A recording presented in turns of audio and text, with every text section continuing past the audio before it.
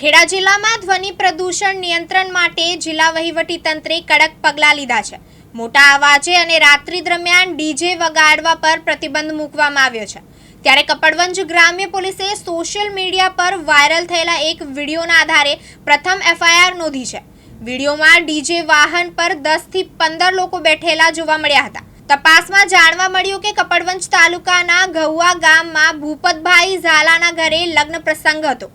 તેમણે આણંદ જિલ્લાના ચિખોદરા ગામના પ્રકાશ ઉર્ફે પક્કા ચીમનભાઈ વાઘેલાને ડીજેનો ઓર્ડર આપ્યો હતો।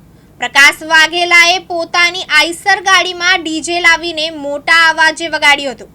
પોલીસ તપાસમાં તેણે કોઈ પરવાનગી ન હોવાની કબૂલાત કરી હતી। આ પછી પોલીસે તેની સામે જાહેરનામા ભંગ અન્વયે ગુનો નોંધી કાયદેસરની કાર્યવાહી શરૂ કરી છે। જિલ્લા વહીવટીતંત્રે ફરિયાદ માટે તમામ પોલીસ સ્ટેશનના નંબરો જાહેર કર્યા છે। જો કે ગામડાઓમાં હજુ પણ જાગૃતિના અભાવે આવી ડીજેની પ્રવૃત્તિઓ ચાલી રહી છે। અલ્તાફ શેખ, દિવ્યાંગ ન્યૂઝ, કપડવંજ, ખેડા।